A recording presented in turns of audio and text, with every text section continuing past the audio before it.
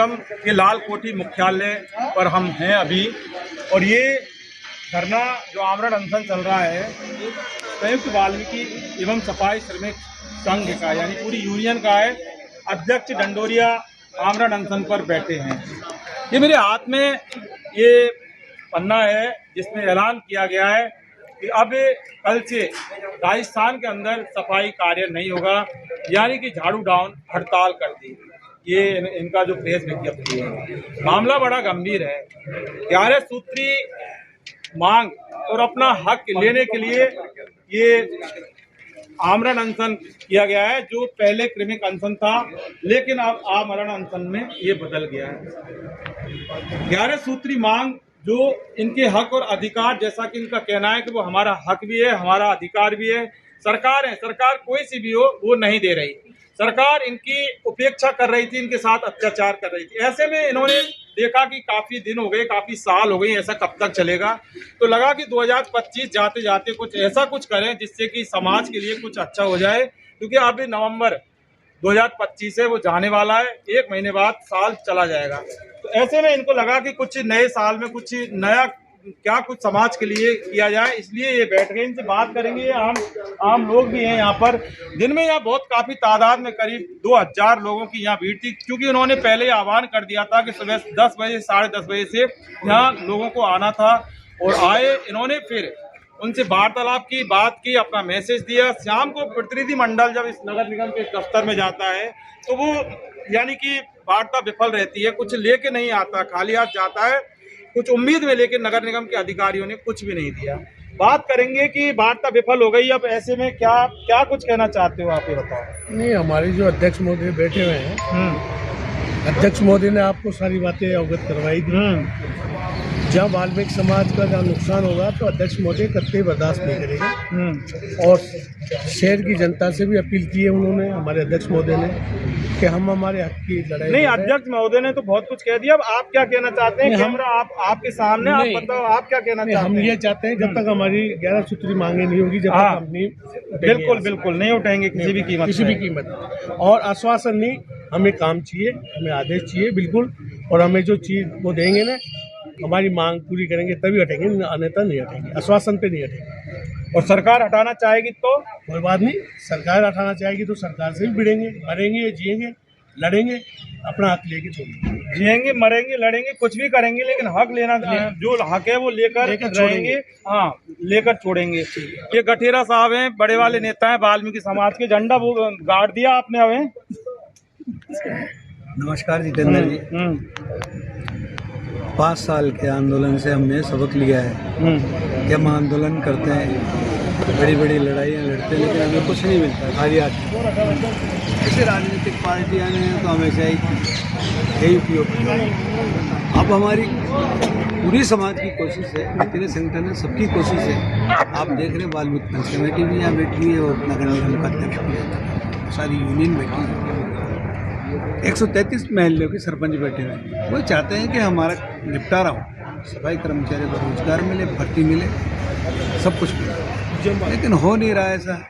2 दौर की वार्ता चलेगी, पहले दौर की वार्ता विफल रही, आज दूसरे दौर की वार्ता है, वो भी विफल रही। अब अगला कल का दौर है, तो बुलाते हैं ना बुलाते हैं, तब वार्ता क्या होती है? नहीं, अब तो वार्ता होती रहेंगी, लेकिन सवाल ये कि अब जो कार्य का बहिष्कार तो कर दिया, झाड़ू डाउन कर दिया, अब वार्ता होती रहेंगी, लेकिन जब तक ये आपकी 11 सूत्री मांगों को ये पूरा करके नहीं देते, जब तक आपका आंदोलन चलेगा। 100% ये बात ठीक कह रहे हैं। आंदोलन जब तक बरकरार रहेगा, कि जब तक हमारी एक एक मांग पर डेट वाइज लिखत पढ़त नहीं होगी, स्वीकृति नहीं होगी, मांग नहीं होगी, पूरी नहीं होगी।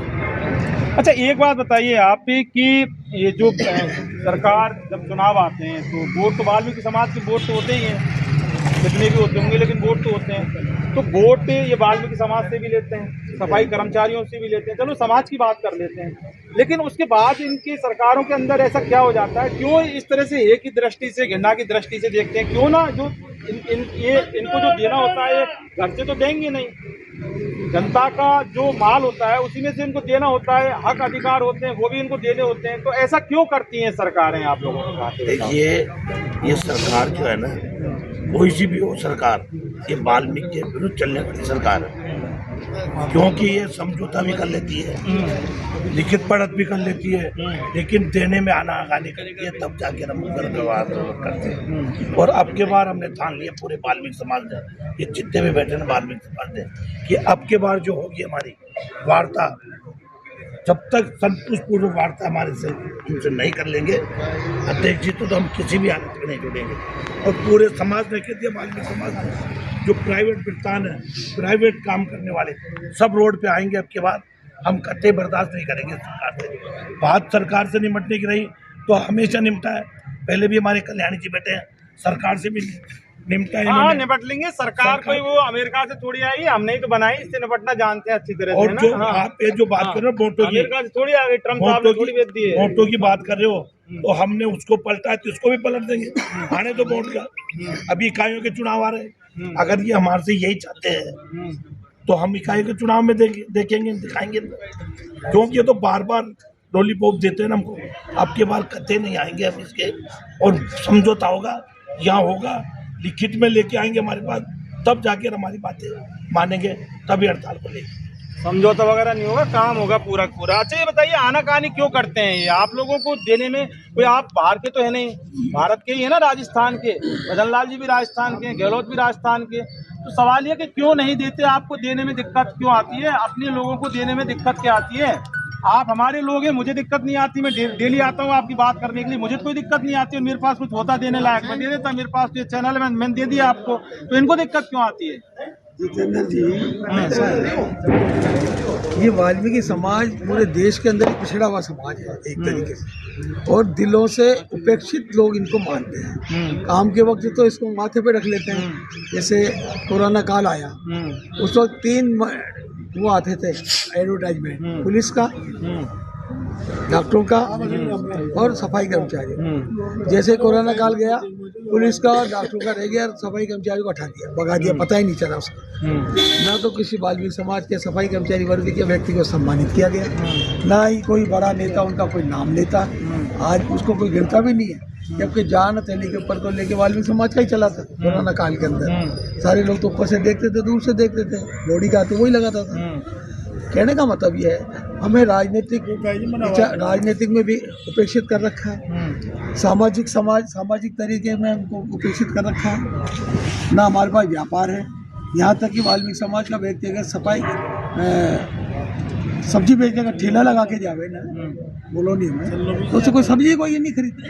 ये तो बेहतर है। हाँ, आजकल तो नियम और बना दिया ना, नाम लिखो, वो आपके आगे वो पट्टी लगाओ, या मोदी जी। हाँ, कहने का मेरा हाँ। मतलब ये है कि हमारी कौम को इन लोगों ने बहुत कमजोर कौम समझ लिया। सब ये मार्शल कौम है, वैसे तो लड़ाकू कौम है, दिलेर कौम है और निष्ठावान कौम है। एक तो धर्म के नाम की पट्टी इनके आंखों पे चढ़ा रखी है, धर्म के नाम के ऊपर कोई बेवकूफ़ बना के चल जाता है। जिन धर्मों का नाम के ऊपर उनको बेवकूफ़ बनाते हैं, उन मंदिरों में जाने की हमको इजाजत नहीं। हाँ, बताओ, झंडे उठवाते हैं अपने, और मंदिरों में बहुत बड़ी समस्या है ये। मंदिरों से हमको भगा देते हैं। कोई हमारा शादी होकर नया दूल्हा दुल्हन जाते हैं मंदिर में ढोक देने, तो उसको मंदिर में नहीं आने देते। और मंदिर वाले नेता आते हैं, बोले उठाओ हमारा झंडा। तो कहने का मेरा मतलब है कि हमारे राजनीतिक हस्तक्षेप है वो कम है। न हमारा कोई विधायक है, न कोई MP है, न लोकसभा में है, न राज्यसभा में है। इसलिए हमें राजनीतिक विचारधारा की कमजोरी की वजह से उपेक्षित कर रखा है। दूसरी बात, अभी थोड़े दिन पहले जब पिछले बार नंद किशोर जी ने इस बात को लेकर के आंदोलन किया था कि अन्य समाज के लोग जो सफाई कर्मचारी पद पे तो नियुक्त हो जाते हैं, लेकिन वो सफाई का काम नहीं करते। इस बात को विधानसभा के अंदर सारे विधायकों ने उठाया था 200 विधायकों में CM भी आता है, और राजस्थान का विधानसभा के जो अध्यक्ष वो भी आता है। 200 विधायकों ने इस बात की आलोचना की थी कि अगर सफाई का काम करने के लिए कोई व्यक्ति काम करता है तो वाल्मीकि समाज करता है। अन्य समाज के लोग पद तो ले लेते हैं, काम नहीं करते, उसके बावजूद अधिकारी पर क्यों नहीं रहेंगे? कोई व्यक्ति अगर राजस्थान की विधानसभा में या किसी विधानसभा में एक क्वेश्चन उठा देता है तो सारे अधिकारी उस क्वेश्चन को अवॉइड करने के लिए, उसकी पूर्ति करने के लिए लग जाते हैं। लेकिन यह तो 200 के 200 बिल्कुल विधायकों की बात को अवॉइड कर रखा है इन्होंने। देखिए, बहुत सारी जो आवाज उठी थी विधानसभा में, सबने देखा, आपने देखा, लेकिन अब भी बात बहुत आगे बढ़ गई है।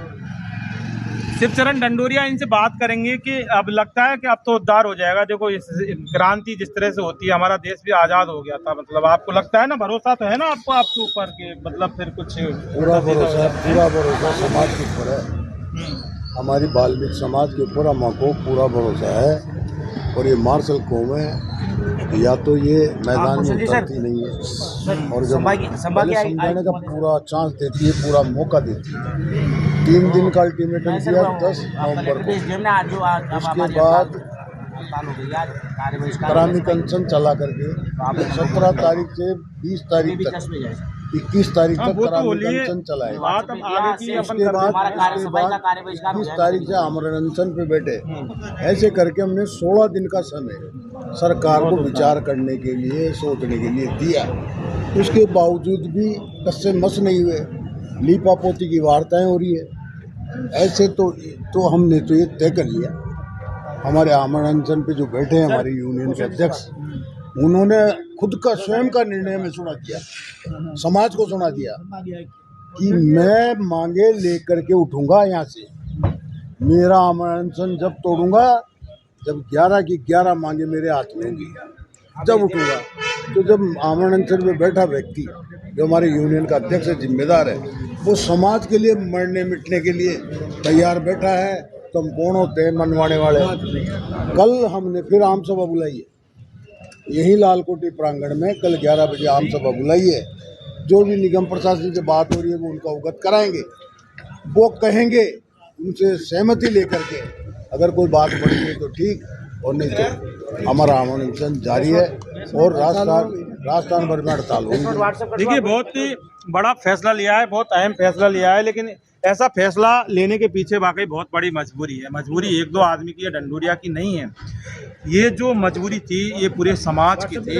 इस समाज के साथ जिस तरह से सरकारी अत्याचार किए जा रहे थे, देखिए सरकारी अत्याचार इसलिए होते हैं, किसी भी समाज को अगर उद्धार करना होता है वो सरकार और वो सरकार जिस सरकार को ये लोग लेके आते हैं। लेकिन बड़ी विडम्बना है कि मोदी जी तो मतलब विश्व गुरु बन गया और चांद मतलब पता नहीं क्या क्या, ये सारी जो कागजों में चल रही होती है, लेकिन धरातल पर ये विश्व गुरु है। देख लो, अगर किसी ने नहीं देखा तो असल में जो भारत हमारा जो विश्व गुरु है ना, ये विश्व गुरु है। इनकी जो पीड़ा, इनका दर्द आपने देखा सुना, और ज़्यादा ही अगर समझ में नहीं आए तो गूगल खोलकर देख लेना, इनका इतिहास भी देख लेना, और इनके साथ क्या क्या चीज़ है, इनके कितने नेता, इनके कितने मंत्री, इनके कितने MLA, कितने सांसद संसद में बैठे हैं, आप देख सकते हैं, गूगल करोगे दिख जाएगा। ये असली विश्व गुरु है, ये ना विश्व गुरु असली मोदी जी का विश्व गुरु। बताओ, बड़ा शर्म आती है और बड़ी बड़ी बातें मतलब करते हैं, तो ये असली विश्व गुरु है। लेकिन कोई ना, अब इन्होंने भी क्रांति कर दी है और ढंडोरिया जी हैं, ढंडोरिया सरकार बना, राजस्थान की भजनलाल सरकार है। देखते हैं आर पार की ठन गई, कौन जीतेगा कौन हारेगा, ये जो वो देखने की वाली बात है। हम इसके बारे में नहीं कह सकते, जब होगा ना फाइनल रिजल्ट वो ज़रूर बताएंगे। इन्वेस्टिगेशन मीडिया को आप ज़्यादा से ज़्यादा सब्सक्राइब इसलिए कीजिए क्योंकि जहाँ जो ग्राउंड रिपोर्ट है वो आपको यहाँ अलग हटकर मिलती है, और जो मीडिया वाले हैं इस तरह से हम बात नहीं करते, बाइट का खेल नहीं होता, लंबी बात करते हैं, हम लोगों से बात करते हैं, जनता से बात करते हैं, और हम भी जब खुद एंकर वीडियो बनाते हैं तो 15 मिनट से हमारा कम नहीं होता। देखा जरूर कीजिए, क्योंकि ये जो समाज है इसके बिना हमारा भारत ना कभी पूरा था, ना कभी है, और ना ही कभी होगा। इन्वेस्टिगेशन मीडिया के लिए पवन कुमार के साथ नगर निगम से मैं जितेंद्र शर्मा।